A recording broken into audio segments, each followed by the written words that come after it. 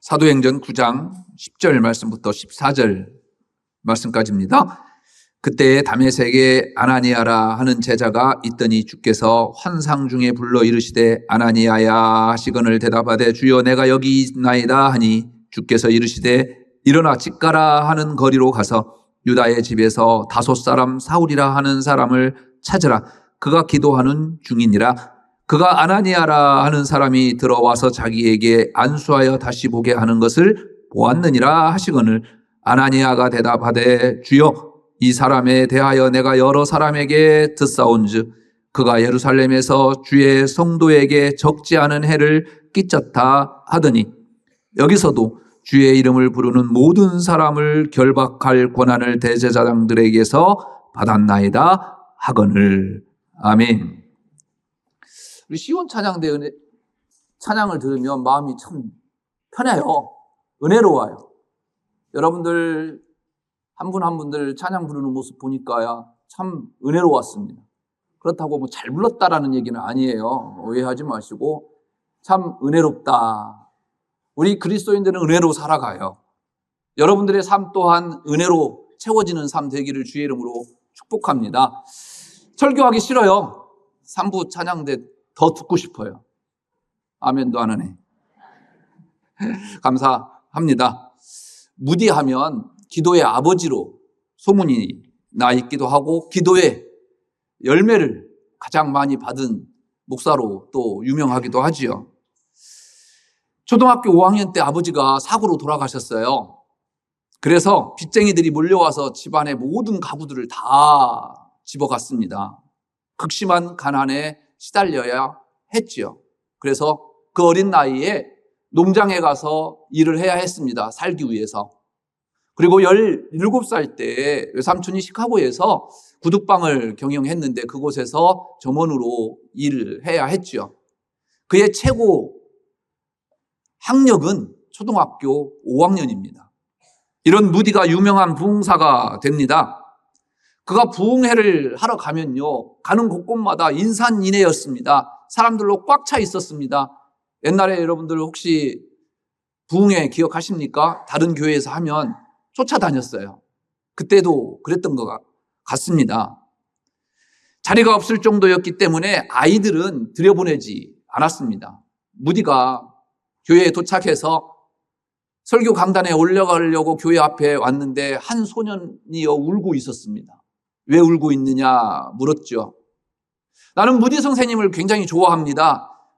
그 무디 목사님의 설교를 듣기 위해서 먼 곳에서부터 찾아왔는데 저를 교회에 들여다 보내지 않는 겁니다. 라고 울고 있는 겁니다. 무디가 손을 내밀어 그 손을 잡고요. 강단 한가운데로요. 그 소년을 이끌고 들어왔습니다. 그리고 강단에 있는 의자에 그 소년을 앉혔습니다. 얼마나 감동적이었을까요? 얼마나 기뻤겠습니까? 그는 설교 내내 그 무디 목사님의 설교 한 구절 한 구절을요 다 외우다시피 집중했습니다. 그리고 그곳에서 나도 무디 목사님처럼 목사가 되어야 되겠다라고 결단을 했지요. 틈만 나면 시간 되는 대로 무디 목사님 부흥회에 찾아다녔습니다. 그는 이제 대학을 졸업하고요 신학 공부를 하게 됐습니다. 그 교회에서 쫓겨난 지 꼭 15년 되던 해에 공교롭게도요 그 쫓겨난 교회의 담임 목사로 오게 되었습니다. 그는 첫 부임 설교에 내가 이곳에서 15년 전에 쫓겨났는데 지금 15년 만에 여러분들의 담임 목사로 부임하게 되었습니다. 라고 설교를 했답니다. 무디를 좋아해서 따라다녔고 닮고 싶어서 닮았습니다. 제자는요, 이렇게 스승을 닮아가는 사람입니다. 오래전에 선풍적 인기를 일으켰던 화제의 베스트셀러가 있죠. 교회마다 제자 훈련 교재로 쓰기도 하고 여러분들 한 번쯤은 들어보셨을 책입니다. 두란노 서원에서 제자 훈련 시리즈로 출판된 후안 카를로스 오르티지의 제자입니까? 라는 책이죠. 간략하게 두 문장으로 요약하면요, 이 책 내용은 이거예요. 다른 게 아닙니다. 제자의 삶은 나 중심에서 주님 중심으로 사는 것이다. 복음이라는 것은 세상의 중심인 나에서 주님께로 옮아가는 과정이다 라는 책이에요. 그렇다면 제자의 삶이 무엇일까요? 예수님을 따라 사는 거죠. 예수님의 삶이 무엇이었습니까? 이 예수님의 삶을 한 단어로 표현한다고 한다면 저는 이렇게 표현하고 싶습니다. 사랑이다. 저자 오르티즈도요, 그리스도의 제자에게는 이 사랑이 활발하게 역사해야 함을 필요하지요. 그리스도인의 제자도는요, 바로 사랑입니다. 여러분은 예수님의 제자입니까? 예수님께서 우리를 사랑하신 것처럼 여러분들도 누군가를 그렇게 사랑한다면 여러분들은 제자입니다. 오늘 본문에도 아나니아라고 하는 제자가 있었다 소개하지요. 아나니아라고 하는 이름의 뜻은요, 여호와는 은혜로우시다라는 뜻이에요. 당시 유대인들에게는 아주 흔한 이름이었다고 합니다. 일반적으로 제자는 그 도에 속한 사람들, 예수를 믿고 따르는 사람들이라는 뜻을 갖고 있습니다. 아나니아가 예수를 잘 믿었다라고 하는 표현을 제자로 표현한 것 같습니다. 바울이 자신의 회심 사건을 회고하면서 아나니아를 다메섹의 유대인들로부터 칭찬받는 경건한 인물이라고 소개할 정도였으니까 아나니아는 나름대로 기독교 사회에서 이름이 났던 것 같습니다. 그는 아마 오순절 성령 강림 사건을 직접 목도했든지 아니면 다메섹이라고 하는 이 지역은 교통의 요지였습니다. 그래서 많은 상인들과 또 사람들이 오고 가다가 이 예수의 복음을 그에게 전해주지 않았을까 학자들은 추측을 합니다. 그런데 여기에서 한번 생각해 보실 점이 있습니다. 혹시 이 아나니아가 지금 사울에게 기도하라고 성령님께서 말씀하시는 내용이잖아요. 아도니아의 이름이 사울의 블랙리스트에 기록되지는 않았을까? 저는 이 정도의 아나니아의 신앙생활이라고 한다면, 믿음이라고 한다면, 예수에 대한 열정이 있었다고 한다면 분명히 그 사도가 되었지만 그 사울의 손에 아마 그 명단이 쥐어 있었을 것이라고 생각을 합니다. 예수 믿는 사람들을 잡아들이기 위해서 다메섹으로 가던 사울에게 강한 성령의 빛이 임하죠. 사울은 눈을 멀게 되었고 사람들의 손에 이끌려 다메섹 도시로 들어가게 됩니다. 그곳에서요, 사흘 동안 보지도 못하고 먹지도 못합니다. 주님은 아나니아에게 직가라고 하는 그 다메섹에 있는 거리로 가서 유다의 집에 머무르고 있는 사울을 찾아가라 하십니다. 아나니아는요, 도저히 이해가 안 됐어요. 오늘 본문 말씀에도 나오듯이 다른 사람들도 다 그렇고 그걸 하나님 모르십니까? 그는 여러 성에서 주의 성도들에게 적지 않게 해를 끼쳤던 사람들입니다. 이곳에 온 이유도 제사장들로부터 예수 믿는 사람들 명단을 가지고 온 것 아닙니까? 무슨 말이에요? 가라고 하니까 가기 싫다라고 하는 표현이에요. 주님은 단호하게 말씀하십니다. 가라. 이 사람은 내 이름을 이방인과 임금들과 이스라엘 자손들에게 전하기 위해서 내가 택한 나의 그릇이다.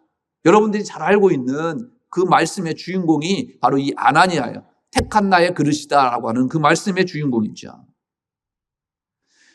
주께서 말씀하시니까 아나니아는 거부할 수가 없었습니다. 직가로 가서 유다의 집에 기도하고 있는 사울을 보지요. 주님께서 보내셨음을 밝히고요, 그에게 기도합니다. 그러자 눈에 끼어있던 비늘 같은 것이 떨어져 나가고 사울이 드디어 사흘 만에 보게 되는 내용이 오늘 본문의 내용입니다. 사도행전 전체의 맥락 가운데 오늘 본문 말씀을 딱 떼어놓고 보면요, 사실 기록되지 않아도 스토리 전개에 아무 문제가 없어요. 다메섹 도상에서 체험만으로도 사울이 사도가 되기에 충분했어요. 그런데 왜 누가는 굳이 이런 일들이 비일비재했지 않겠습니까? 그런데 왜 아나니아의 이야기를 오늘 본문에 기록한 것일까요? 우리가 놓치지 말아야 할 아주 중요한 메시지가 있기 때문임을 저는 발견했습니다. 먼저요, 하나님의 부르심은 개인의 것이 아니라는 겁니다. 나를 부르심은 그 누군가를 위함임을 여러분들 기억하십시오. 여러분들 혼자만 예수 믿게 해서 구원받게 하기 위해서 여러분들을 주님께서 찾아오신 것이 아니라는 거예요. 여러분들을 부르심은요, 여러분들의 가정과 여러분들의 자녀와 여러분들의 직장과 여러분들이 섬기는 교회를 위해서 여러분들이 뭔가 쓰임받게 하기 위해서 여러분들을 부르셨다라는 거, 그 부르심을 기억해야 된다라는 겁니다. 하나님은 개인에게 주시는 소명만큼 그것을 인정하는, 그래서 다른 과정도 매우 중요하다는 것을 오늘 본문을 통해서 가르쳐 줍니다. 이 땅에서 일해야 하는 사울에게 이 땅에 있는 성도된 자들의 공증 과정은 반드시 필요하다는 거예요. 그것은 바로 교회의 합당한 절차를 통한 인정입니다. 교회에서 행해지는 것에 대해 절차가 매우 중요합니다. 교회는 공적으로 행하는 많은 예식들이 있죠. 임직식을 통해서요, 또 세례식을 통해서 여러분들을 일꾼으로 세우죠. 그런데 그때 꼭 하는 행위가 있습니다. 여러분들에게 묻고 답하게 하지 않습니까? 여러분들을 임직자들이 되게 하셨던, 또 세례를 받을 때요, 성도들에게 이분들을 위해서 기도하고 여러분들 인정합니까? 라고 꼭 물어봐요. 그게 바로 무엇인 줄 아십니까? 공인 인증서예요. 바로 하나님의 일은요, 이렇게 사람들이 살아가는 삶 속에서 이루어져야 하는 것이기 때문에 사람들의 인증이 필요한 것입니다. 그래서요, 사울에게 아나니아를 보내셨던 것입니다. 간혹 하나님께로부터 자신이 직접 계시를 받았다고 하는 이들 있죠. 그가 어떤 신비로운 체험을 했다라는 점, 저는요, 개인적으로 부인하고 싶지는 않습니다. 그러나 저는 그들의 말을 신뢰하지 않습니다. 왜냐하면 하나님께서 부르셨다고 한다면 개인적인 것만이 아니라 성도와 교회에 인정하는 과정을 거쳐야 하기 때문에 그렇다라는 거예요. 대부분 직접 계시를 받았다고 하는 이들은 하나님께로부터 직접 받은 것이기 때문에요, 다른 인증이 필요하지 않다고 이야기합니다. 그리고 오히려 교회를 비방해요. 이단들 보십시오. 한국 교회가 어떻다? 당신이 섬기는 그 교회가 어떻다? 이야기하지 않습니까? 그런데 그들 말이요, 맞아요. 비난받을 만해요, 이 교회가. 왜요? 제가 담임 목사니까. 그렇다고 고개를 끄덕끄덕하면 곤란하죠. 여러분들과 제가 함께 만들어가는 이 교회가 얼마나 많은 부당한 일들이 있겠습니까? 그런데 기억하십시오. 그 틈새를 이단들이 노리고 있다라는 겁니다. 주님의 부르심이 부족해서 아나니아를 보내셨습니까? 그렇지 않습니다. 주님의 부르심을 공동체 안에서 인정하는 과정 또한 중요하기 때문에요, 아나니아를 사울에게 보낸 것입니다. 주님의 직접적인 역사와요, 교회를 통한 역사가 궤를 같이 해서 톱니바퀴처럼 돌아간다는 걸 여러분들이 기억하셔야만 합니다. 그렇게 주님은요, 교회를 통해서 일을 만들어 가시는 겁니다. 예루살렘에서 다메섹까지의 거리는 무려 약 200km나 되었어요. 그런데 사울이 무엇 때문에 그 먼 곳에까지 가서 예수 믿는 사람들을 잡아들이려고 했을까요? 사울은 바리새인이었습니다. 바리새파는요, 구약의 율법과 전통을 아주 엄격하게 지키는 사람들이었습니다. 예수님이 메시아라고 하는 기독교인들의 그 이야기들은요, 사울과 바리새파 사람들에게는요, 도저히 용납될 수 없는 말도 안 되는 엉터리였습니다. 유대인들은 메시아가 로마의 지배로부터 해방시켜 다윗 왕국을 회복시켜줄 왕으로 믿었어요. 그런데 산헤드린 공의회에서 신성 모독 혐의로 사형 판결을 받고 십자가에 죽은 사람이 메시아다? 너무나 터무니없고요. 산헤드린 공의회에 정면으로 도전하는 세력들이었습니다. 특히 구약성경 신명기 21장 23절에 보면요, 나무에 달려 죽은 사람들은 하나님께 저주를 받은 자다라고 하는 내용이 나와요. 유대인들이 십자가의 형틀에 죽은 사람들을 저주하는 이유가 바로 여기에 있습니다. 하물며 이 예수가 그 십자가를 직접 지고요, 그곳에서 죽었습니다. 그런 예수가 메시아다? 더구나 자신이 하나님이라고까지 합니다. 여기에서요, 저 설교 준비하면서 한편으로 참 감사했어요. 2000년 전에 예수님이 오신 게 얼마나 감사해요. 지금 장로님, 정말 예수님이 왔다고 믿겠어요? 내가 예수라고 해요. 내가 하나님의 아들이라고 해요. 믿겠어요? 장로님은 안 믿을 걸 아마. 저도 못 믿어요. 얼마나 감사해요. 그렇지 않겠어요? 이해도 돼요. 왜? 자기 스스로가 하나님의 아들이라고 다니는 사람들, 요즘 허경영이라고 하는 사람이 또 뜨대요. 대통령 출마도 했고, 하늘궁전 지어놓고 여러분들한테 잠깐 PD수첩에서 봤는데 100만 원짜리 받으면 1000만 원 복을 준대요. 그런 사람을 대통령 찍은 여러분들이, 여러분들 안 찍었어요. 우리 교회 사람들은 분명히 안 찍었어요. 참 기가 막혀요. 네. 여러분, 잘 생각해야 합니다. 하나님께서 부르셨다라는 것은요, 교회에 득이 돼야 되고, 또 누군가에게 여러분들이 필요해서 하나님께서 선택했다라는 겁니다. 잘못된 세계관과 신념을 갖게 되면요, 허경영을요, 신인이라고, 어떻게 신인이 또 있어요. 또 희한하죠. 그렇게 하는 거예요. 끔찍한 일들이 종교라고 하는 이름으로 자행이 되는 겁니다. 이슬람 극단주의자들을 보십시오. 요즘 벌어지고 있는 가자지구에서 이스라엘과 하마스의 전쟁을 보십시오. 자기의 생명까지도요, 내놓고 신에 대한 충성과 사랑이라고 하는 이름으로 테러를 일삼고 있지 않습니까? 자신들이 얼마나 무모한지 모른 채 자행되는 일로 희생자는 사람들은 어떻게 해야 되나요? 이단에 빠진 사람들 보십시오. 이단은 결국 인간에 대한 착취고요, 학대, 가스라이팅 하는 겁니다. 그럼에도 얼마나 굳건한 소신이 있어요. 우리는 하나님을 알고 하나님을 믿고 살아간다라는 것이요, 얼마나 행복하고 감사해요. 제가 볼 때 권사님도 이단에 빠지면 교회에서 충성하는 것보다 더 열심히 충성할 것 같아.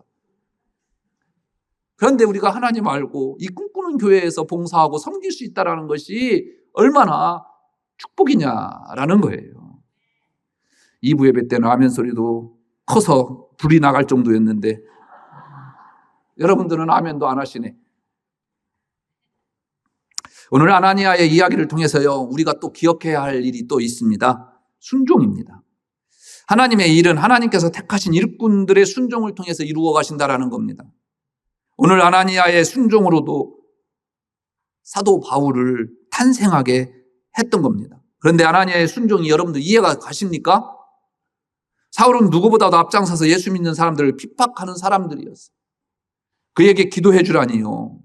이렇게 하나님은요, 때때로 이해할 수 없는 순종을 우리에게 요구하십니다. 엘리야에게 하나님은 사르밧 과부에게 가라고 하시죠. 가보니 참 한심스러워요. 오랜 가뭄으로 굶어 죽게 생겼습니다.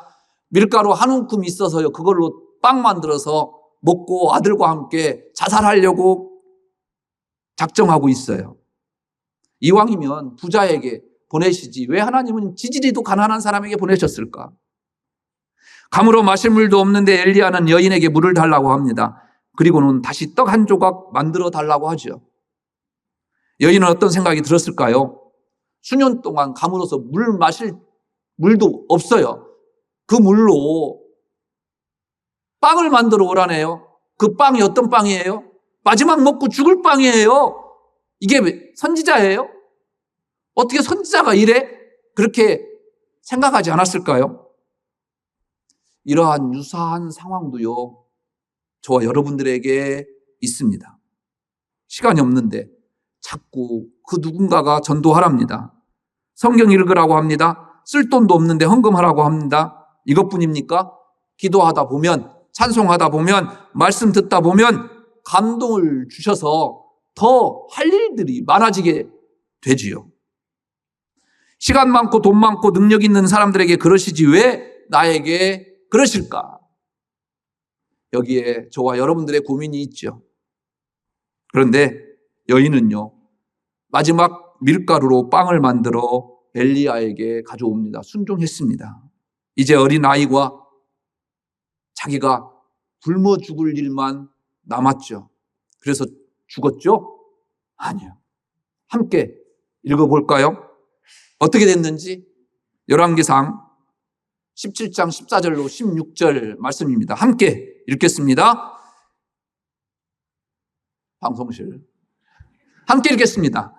이스라엘의 하나님 여호와의 말씀이 나 여호와가 비를 지면에 내리는 날까지 그 통에 가루가 떨어지지 아니하고 그 병에 기름이 없어지지 아니하리라 하셨느니라. 그가 가서 엘리야의 말대로 하였더니 그와 엘리야와 그의 식구가 여러 날 먹었으나 여호와께서 엘리야를 통하여 하신 말씀같이 통에 가루가 떨어지지 아니하고 병에 기름이 없어지지 아니하니라. 아멘. 아멘. 여러분들의 인생이 이와 같기를 바랍니다. 사도행전은요, 영웅적인 사도들이 얼마나 많이 등장합니까? 베드로 한 번 설교에서요 5,000명, 3,000명이 회개하는 역사가 이루어졌습니다. 그가 지나가는 길에 그의 그림자만 스쳐도요 병이 낫습니다. 빌립, 유대인들이 꺼리는 사마리아 지역에 가서 복음 전도합니다. 그리고 얼마나 많은 이적을 행했습니까? 야고보 순교했습니다. 그런데 아나니아는 사도행전에 등장하는 그 어떤 제자들의 명성에 비할 바가 못 됩니다. 그는 다른 영웅적인 사도들처럼 드라마틱한 이적을 행하지도 않았습니다. 가만 놔두면요 이름 없이 그렇게 죽어갔을 것입니다. 그런데 그에게 돋보이는 게 하나 있습니다. 그 어떤 사도들도 따라올 수 없었던 것이 있습니다. 바로 순종이었습니다. 그 순종으로요 사울을 사도되게 했던 것입니다. 오늘 누가는 이것을 우리에게 이야기하는 것은 아닐까요? 리튼 포드라고 하는 미국의 목사님이 서아프리카 다카라고 하는 도시를 방문했어요. 거기서 프랑스에서 온 한 선교사님을 만났는데요.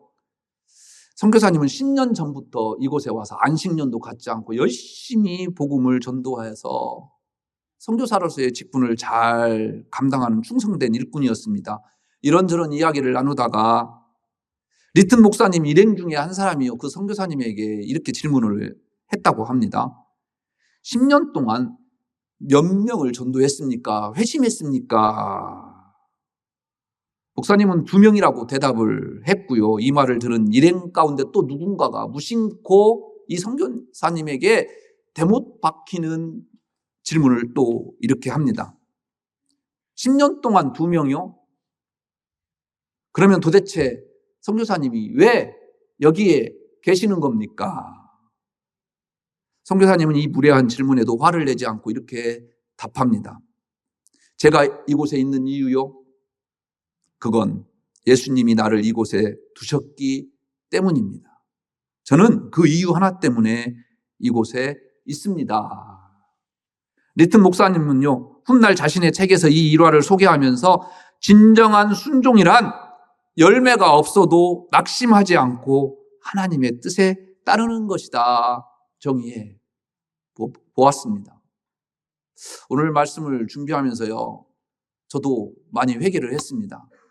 혹시 그 순종의 열매를 갈취하고 살아가는 사람이 이 목사가 아닐까?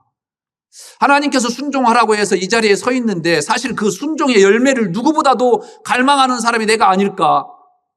우리는 다 이렇게 순종의 열매를 요구하고 보기를 바라죠. 그리고 그 열매는 사실 하나님 건데 내가 차지하고 살아가고 있지는 않은 걸까?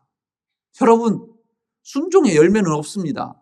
하나님께서 주시는 복이 열매가 아닙니다. 순종의 열매는요, 오직 하나님만이 아시고 하나님께서 가져가셔야 할 분량임을 기억하십시오. 그런데 우리는 무엇인가 보이는 것을 요구하며 살아가지는 않습니까?